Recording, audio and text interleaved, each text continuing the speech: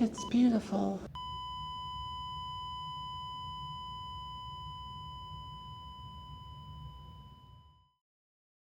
Good morning, Quiet here, and I'm on my way to pick up the Apple Vision Pro for some unsponsored first impressions.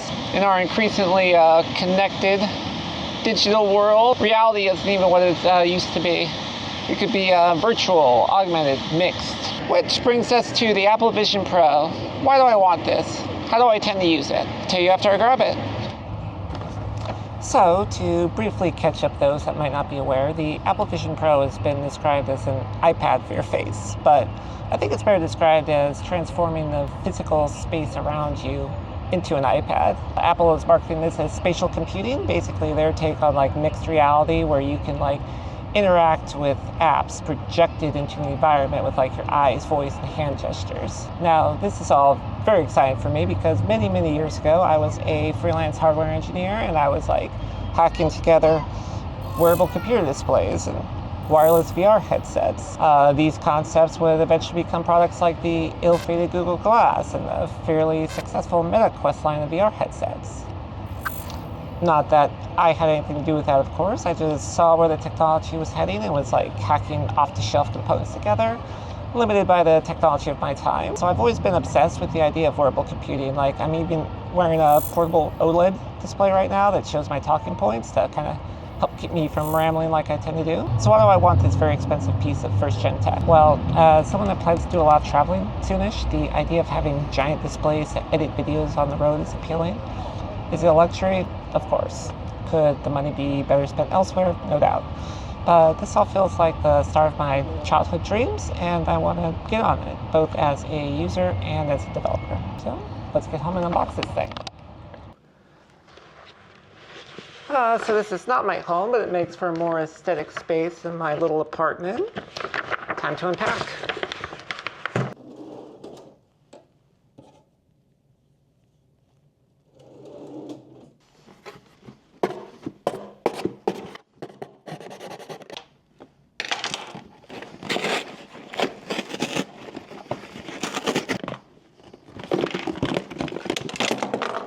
Oh, here it is, finally in my hands. Wow.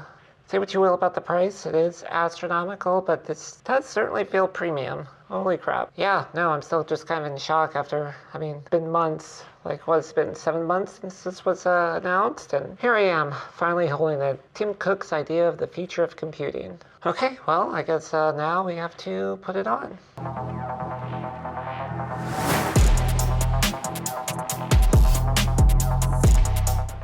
Okay, and I am in. So you guys should be seeing what I'm seeing right now. I've got my home screen here in front of this picturesque view of my bed right here. I went through the setup. I've got eye tracking. The little icons are like popping out when I look at them, which is like really cool. I have used like Quest headsets before and like Oculus, but like this is like on a whole other level. Yeah, I'm just kind of like in shock. The legibility of text is crazy. But yeah, so this is just like my first couple of minutes inside. Still kind of like getting used to like the controls. It is fairly intuitive, just kind of like look and tap. Actually, the light in here is pretty low right now. There's like no ceiling lights. They just have like a couple of little lamps across the room, and it's well and proper dark now. So, oh wow, I just noticed I had my photo album behind me. So yeah, this was taken in Chinatown a few days ago, right after the rain. Let's see, yeah.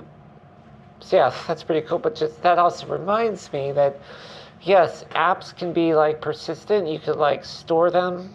You could store your apps places. Like, I could like walk into the bathroom and this would like still be here. So yeah, you can get to a point where like you could like forget which room your web browser was in.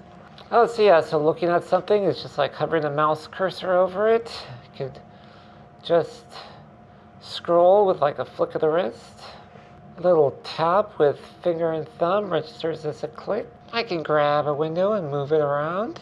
Even with like the low light, I'm surprised how well this hand tracking is. And you don't even have to like hold your hands up in the air to do it. As fun as like recreating a scene from Minority Report is. You could just keep them on your lap. So yeah, that's definitely something I want to do. I want to like check out like 3D movies and stuff. But yeah, that's something I'll do with my personal time later. So yeah, this is just like all really responsive and intuitive and dare I say magical. So I am going to spend a few hours just kind of playing around with the operating system, downloading apps, and be back with my thoughts.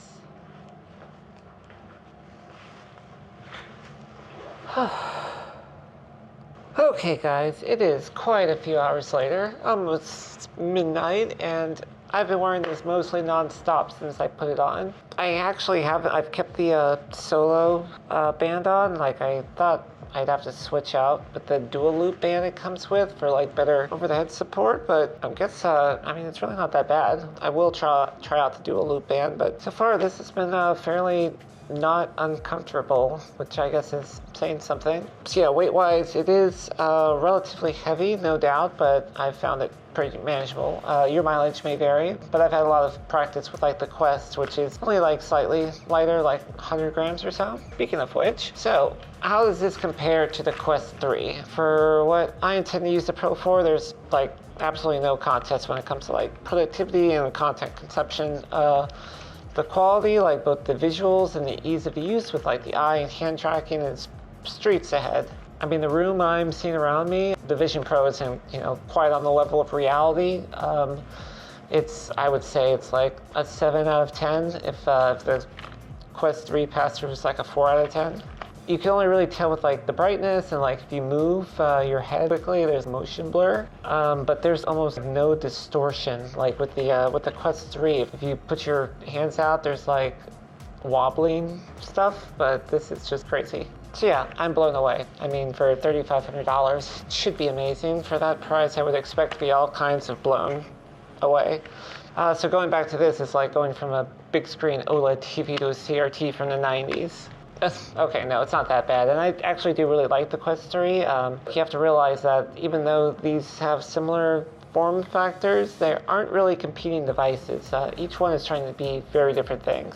The Quest 3 has some like productivity capabilities, but where it really shines is like immersive gaming. This platform has been like maturing for years and have tons of games and apps. Plus you can hook it up to a PC and do PC VR gaming like Half-Life Alyx. There's like dozens of other titles I really enjoy, and I don't see the Vision Pro catching up in that regard anytime soon. And maybe this version actually never will, because the Vision Pro wants to be like mixed reality first, bringing your apps into the environment around you instead of like immersing you into like a completely alternate space like the Quest can do pretty easily. But yeah, having said all that, I will keep the Quest around for a while at least, but it's probably going to be relegated to weekend gaming sessions. Me and my sister, we actually meet up every couple of weeks to watch movies together. She lives in Florida, and we use an app called Big Screen to watch movies, so far, I don't think there's anything like that on the Vision yet. But yeah, it's just another reason to hold on to the Quest for a bit for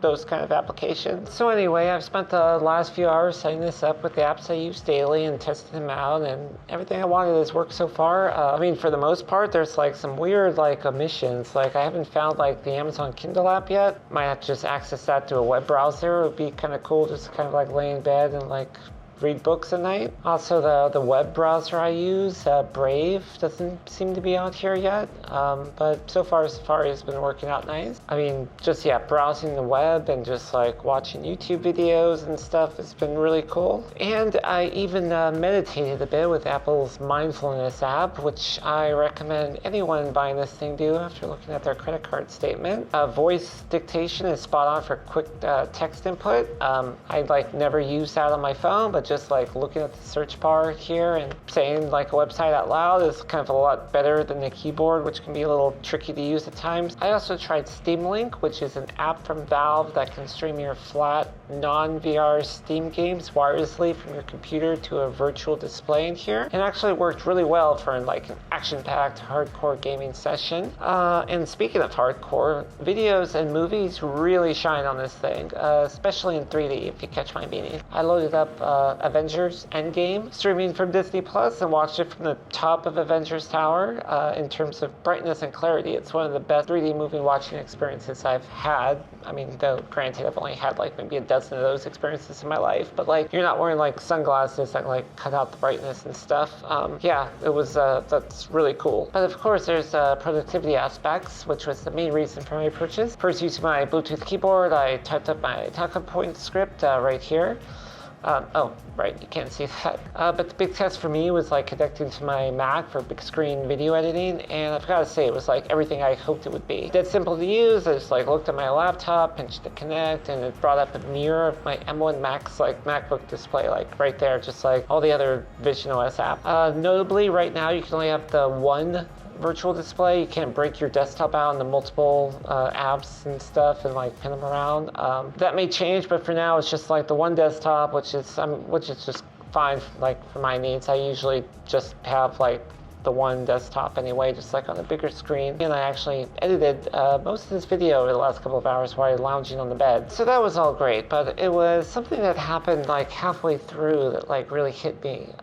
In the months and weeks leading up to the Vision Pro release, I was doing like a lot of research and reading the Reddit threads and news articles, and the common topic was like the killer app. What's going to be the thing that will eventually, like once the price comes down and the form factor improves, that will compel like the mass market to keep and use this thing? Like what will be its like groundbreaking for the Vision Pro is like the fart soundboard was for the first iPhones. There are like various schools of thought, like once more devs get ahead of it, the apps will come, and like this was my personal feelings, it was like the killer app was like already here in the form of like these giant floating virtual displays. But have you ever been like using your phone or tablet a lot, and then you like find yourself at like your laptop or your desktop, and you like reach out and you like touch the display, like thinking you could like tap a link or scroll down? I mean, I know a lot of laptops now have touch screens, but like MacBooks stubbornly don't, and that's like happened to me a lot. So after being in the Appleverse for a while, I finally picked the headset off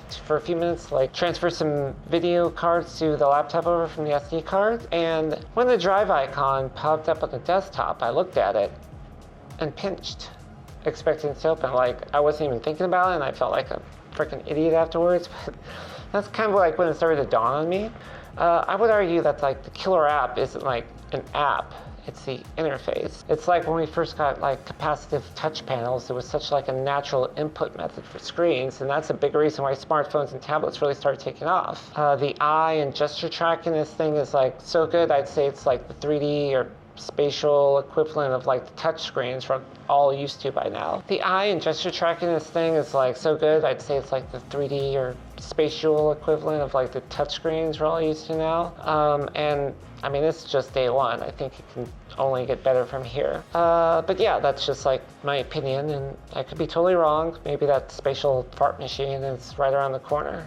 Okay guys, so what's next? Well, actually it's my birthday next week, and I'm heading to Mexico to celebrate with some friends. So if you want to know what it's like to like fly and travel with the Vision Pro and the gear and accessories I'm bringing along, be sure to subscribe and ring that bell to catch that in a couple of weeks. Also, if you have any Vision Pro questions or use cases you'd like me to test, let me know in the comments below, and I'll try and include them in an upcoming video. I, for one, want to test how well this operates in the dark. I've had some troubles, but like I haven't tried it in pitch black. I wonder if like maybe the IR or like the LiDAR will kick in. But anyway, so I'm a pretty small channel, and if you found any value in this, a like would be very helpful and much appreciated. Okay, goodbye forever.